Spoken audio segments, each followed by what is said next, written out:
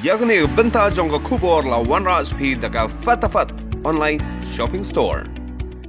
U Director ke DHSMI u Dr. Amanwar henne ke arpupla tarik unaitung ulayathu bahadu bapemi yakni ke khubor ulayo jungtip bagi dan Ngut Kiba Ioh Thymmai yo COVID-19 has civil hospital Shillong.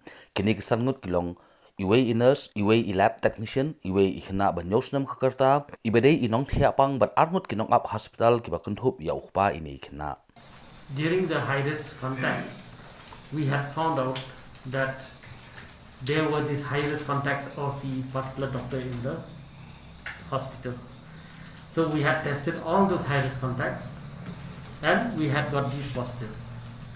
2 staff nurses, or one nurse, 1 lab technician, 1 patient and 1 attendant. These have been quarantined and contact tracing has been done. And we have gone for antigen test for all the others. So far, we have got negative. What about that 5-year-old child? Is it true?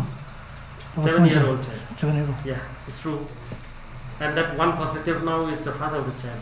We've got to. Itu kena riwayat. 7-year-old. Right. Benda ini Mau pulang. Ada paru riwayat. apa sebelum Right. kita Right. Civil hospital.